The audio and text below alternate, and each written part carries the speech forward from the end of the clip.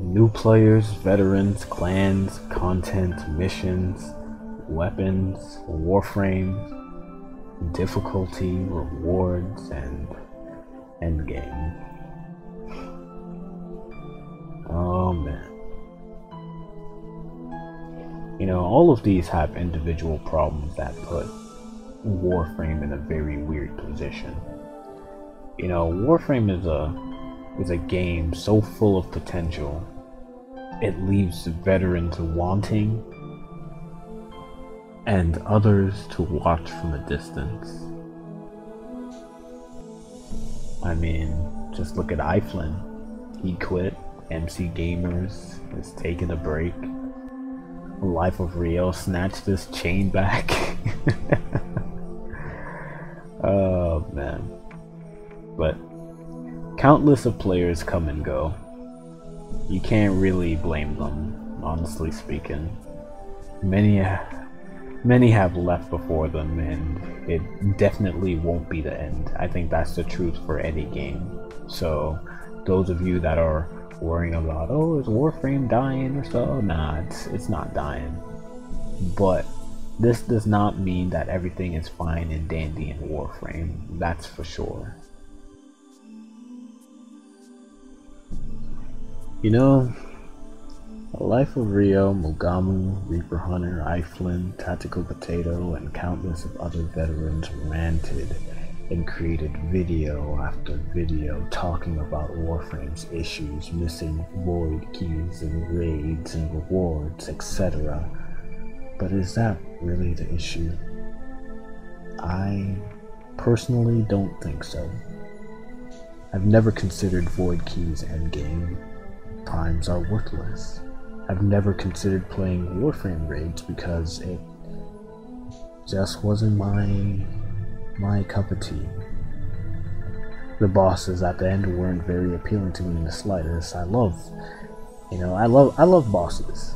That's why I make these Profit Taker videos, but for me, I like my bosses and raids 60% fighting and 40% mechanics. The only thing that raids had going for it, honestly, is that it was an actual co-op mission. Something that you could play with your friends. You know, something outside of playing survival and defense and grinding. And that's what we need right now. That's it. That's what we need. That is all. It's not the hardest thing in the world to implement.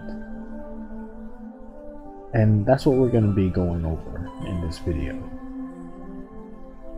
I think this really needs to be said. But, you know, I've said that void keys were an endgame and raids weren't endgame. To me, at least. So I bet you're probably wondering, what is endgame to me? I think that's pretty important so we can kind of set the basis of this video. Endgame to me is a state. A state you are in. It is constant and there is no end to it. This can also include new players because it applies to them as well, despite what people may say about it only being for veterans and long-time players. Endgame is referring to content that tests the current state you are in. And with that being said, Warframe has failed its players at all levels. But that's just my opinion though. Don't take it too seriously. In all my years of playing free MMOs, cause you know, we broke boys out here, we can't pay for no subscriptions. Warframe is the only game that I have played that does not do a single thing for players at a low or high level. Nor does it provide a reason to continue playing. And by reason, I don't mean story quests. I'm talking gameplay. Lore is fluff and icing on the cake. It's nice and all, but when it's done, you know? But compared to gameplay, it's pale in comparison. Take Devil May Cry, for example. Even though people have played through the story and know everything there is to know about the characters, they stay for the fluid and dynamic combat. That is why Devil May Cry 3, 4, and 5 have so much replayability, despite having only stylish and experimental combat as its core mechanic.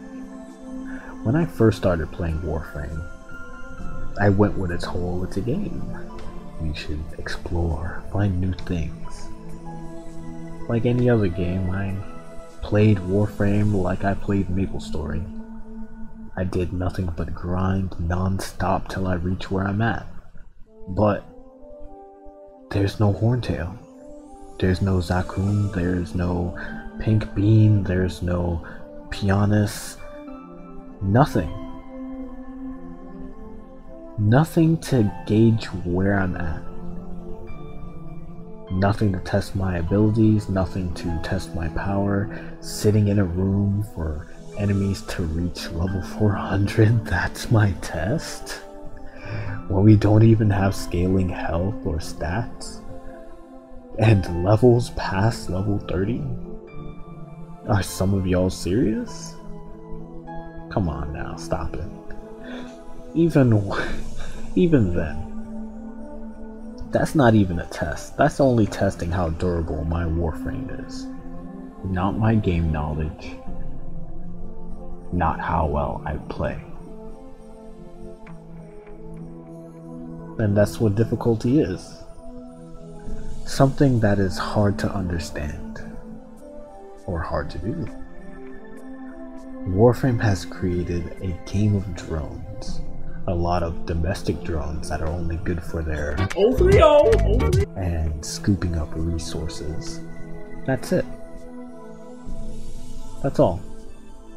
And because of that, DE dug their own grave. Because now people are used to, I'm super powerful. I don't want to be nerfed. I don't want to be able to not hit everything in one shot. That's no fun. That's not good at all.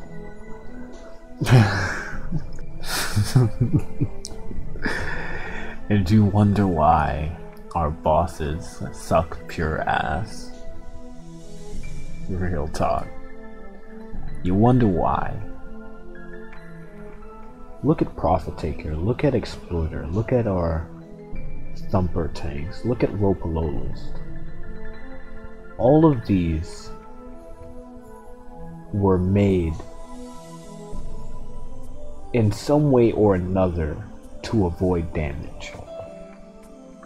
Because DE doesn't have a fix for it, because it's so untamed that they have to hide behind invincibility mechanics and, you know, or replacing gameplay with cutscenes. Right? Or, in fact, maybe don't even involve any fighting at all. Exploiter is a good example of this. You know, you're doing a chore, throwing orange juice at her all day long. Right? Thumper tanks eliminate 54 melee weapons out of 156 because of their invincibility. Completely removing combat or melee combat from their fight. That's not something that you want to be doing. You don't want to be removing certain parts of the game from an activity. That doesn't make any sense. You know, I'm pretty sure a lot of people have wet dreams about slicing up a tank with their Gram or their Skana or something, their two-handed sword, or beating it to hell with their Ninkandi Prime. You know, You don't remove certain aspects from the game just because you can't control the damage. You want to make something last. Instead of making the legs, parts of the boss that you destroy to gimp the boss and how it moves, right? You decide to make it the weak points.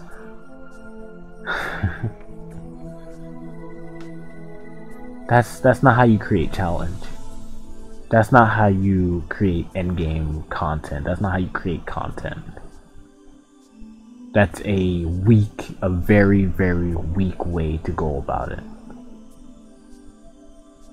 And that's what people want. They want challenge. They want content that they can do so they can take their high level gear and use it.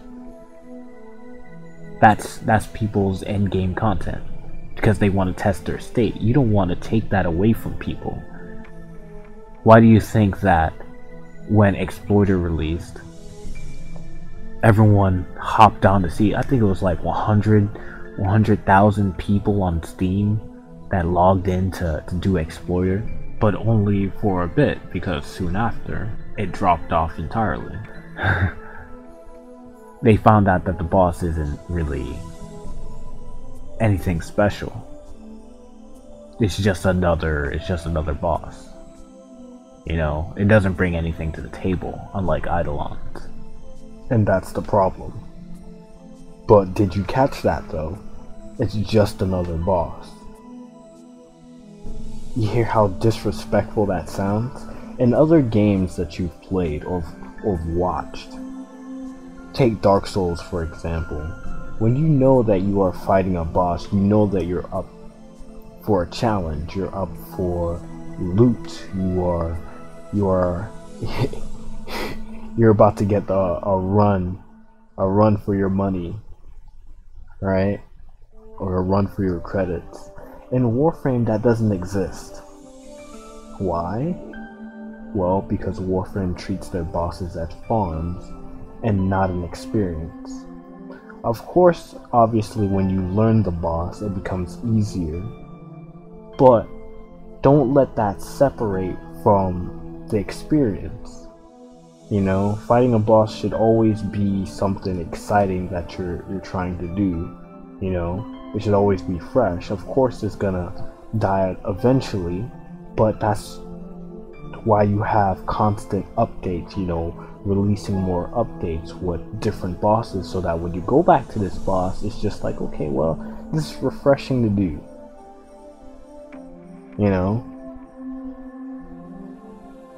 So we're gonna be talking about a few things. We're gonna be talking about drops, the core part of Warframe, content, sustainable content, and replayability.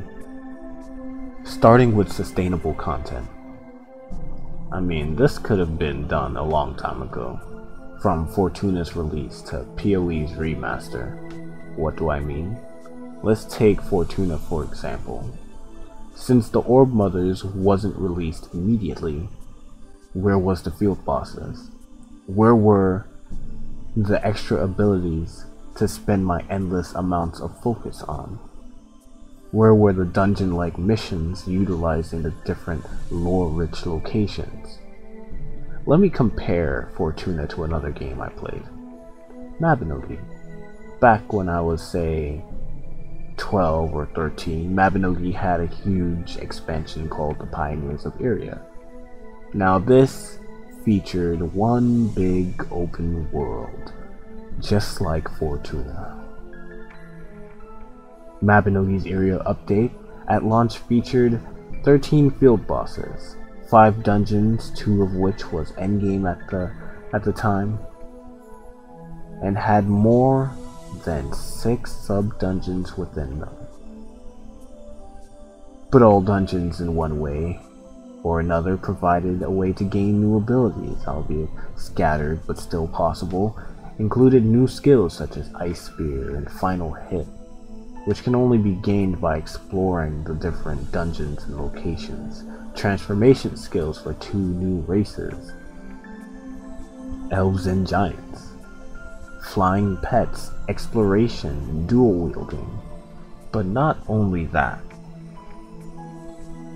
All of this, including the field bosses, even after doing them, once, or getting all the drops, were extremely replayable. And the reason for this is because of the game's core mechanics of resetting your character's level and exploration level to get more ability points to rank up your abilities. But they also dropped items that can be sold for players to use, enchant scrolls, gear, all those things. Meanwhile, in Fortunas Launch, you get access to new kit guns, K-drives, and 3 new syndicates with, at first, almost no purpose except for MR grind and fashion. A new kind of bounty system with special arachnoid enemies that barely spawn because everyone destroys beacons. New scaling enemies that knock you around rather than providing engaging combat. A new Warframe, and new mods with only a few that are actually useful. And last of all, new rendering technology. You see the difference? So, when we are talking about sustainable content, you want to create content that revolves around the game's core mechanics. So what is Warframe's core mechanics? You would think that it's just collecting loot, right?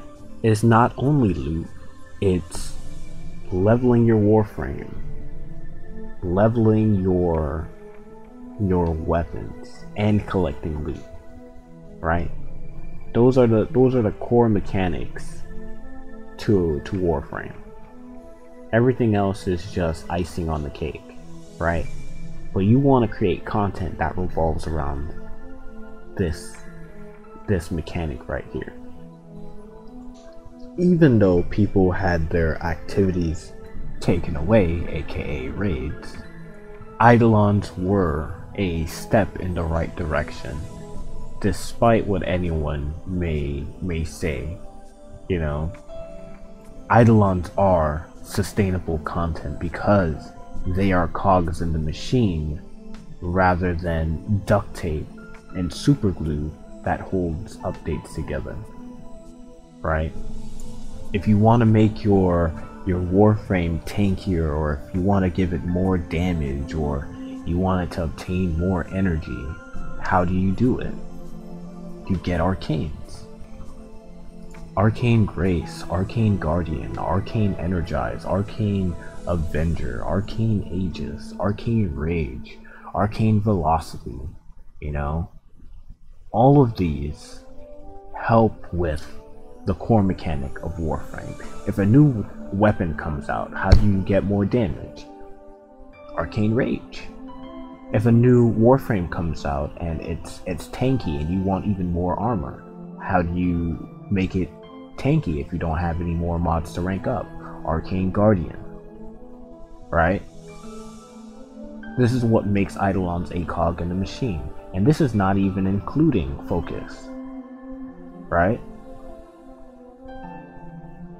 That's how you want to create your game. You want to create content that serve a purpose but is replayable. You can take these arcanes and you could also sell them on the market, right? This will provide for people's gear doing, Eidolons. They could get their ribbons, or they can, they can get other arcanes that they need, right? You want it to serve a purpose, but not set it so that when you get everything, you're done, and then you could just say, fuck it, I don't need it anymore. I don't need to do this anymore. Right? Every night cycle, you will see people group up to do Eidolons. no matter what. And it's been the same, it's been constant for 2 years now. No matter what, every night cycle. Anyone want to do eidolons? Because it's needed. It's a cog. And that's what you want to have. Not duct tape, not super glue, like Profit Taker and Exploiter or Ropalolist, or the Thumper tanks. The only issue with eidolons is that they are 2 years old and extremely meta focused, and people don't want to be meta. They want to play their favorite frames because that's why they play the game. Not saying that they actually need to play meta.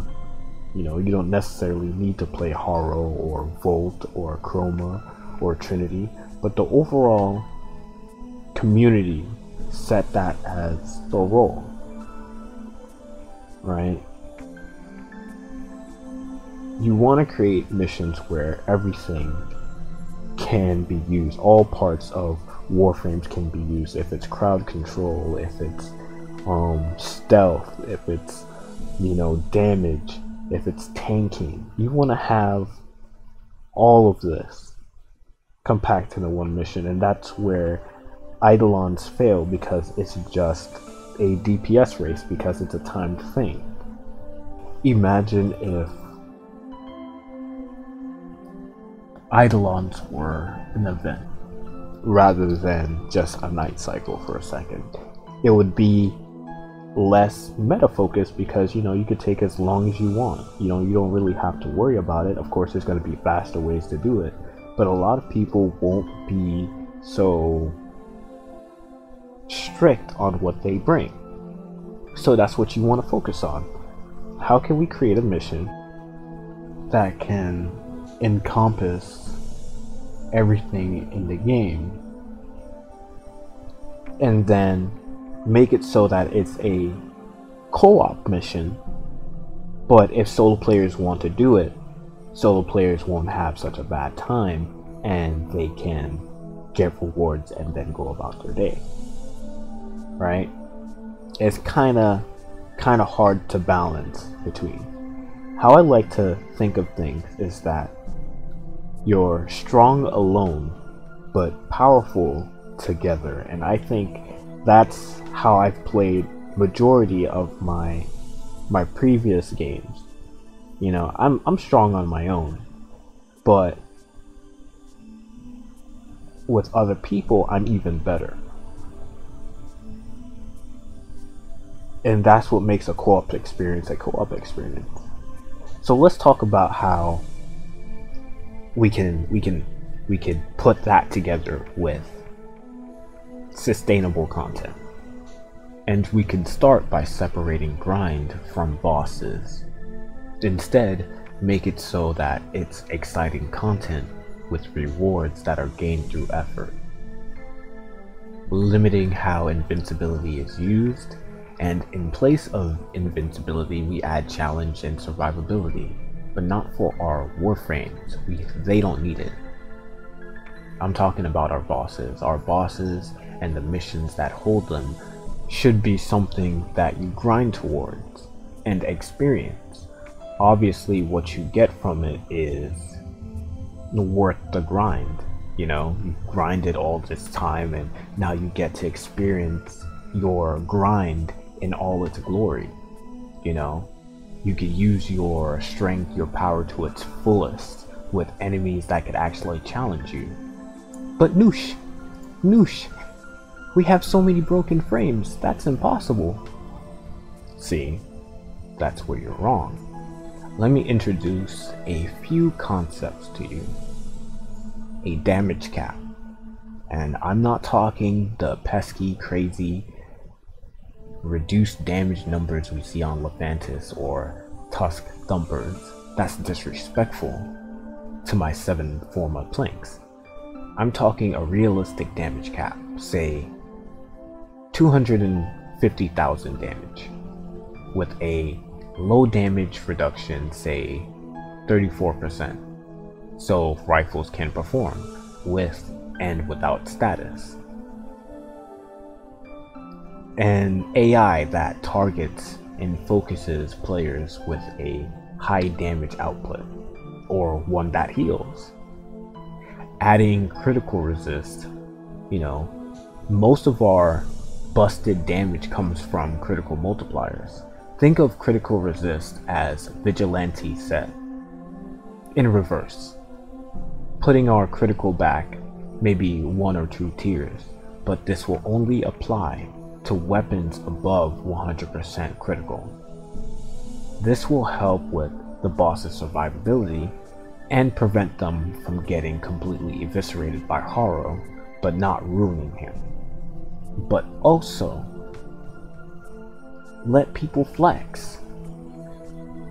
This damage cap and critical resist will increase and decrease depending on alot, giving people a reason to actually level their weapons for not just only, the extra standing and ribbons, but also, more damage. Let it matter in Warframe. And then you would want to give the bosses fair but highly damaging attacks with sortie-like conditions that punish you as a player, but individual attacks that can be linked together, like an actual player, to create devastating combos. Add this with puzzle-like AoE attacks and you just made a difficult boss. Increasing their health should be no-brainer. Every boss in existence is a tank in some— But Noosh, we hate bullet sponges! Are you sure about that? Why do you think people spend their time in survival? Because they want not only the rewards, but sturdier enemies to face. There's a reason why bullet sponges exist. They can't kill you if you kill them before they can even do anything. What enjoyment is that? I speak from a co-op and raid standpoint. Your friends or clan mates, if you destroy everything before they can even react, what's the point? Might as well just make Warframe a solo player game. There's so many frames that are team-based that don't have the space to exert their potential. If a boss has more HP than what your typical Eidolon Chroma can dish out, what's the next option? Buffing your teammates to attack with you. No content should revolve around one frame, especially in a co-op setting. Strong alone, unstoppable together. Yes, I know. Shooting your gun constantly is mundane. And that's why we need, get ready for it, skills. You would think space ninjas, warriors, gunslingers, brutes, casters, archers, whatever, would have more tricks up their sleeve than just putting their finger on the trigger and playing dress up. Remember how I said Endgame is a state? This will push it further. Imagine this. You are an Excalibur, fully maxed out with mods, and your Dread and Graham are ribboned. You don't wear a pistol because it messes with your idea of being an archer, warrior, whatever. When you are making rewards, you base your ideas around this kind of player, and you start from there. Then give them things that will make their time where trying to get said items or rewards worth it. For example, an ability they can slap on their bow that allows them to take a grounded stance that fires 6 arrows that do increased damage. But these abilities cost focus, resources, and act similar to arcanes. Reaching the max rank would increase the damage further, and add something like 40% critical damage, or 2 extra shots. So taking this Excalibur state, being an overpowered archer warrior guy thing person, what a player will want to make them better, but link it to the game's core mechanics, gathering resources or focus, etc. Not only can this be a reward, but it will also make it feel like it's absolutely worth it. So, for example, let me redesign Exploiter for you with the mindset of a mid to high level player.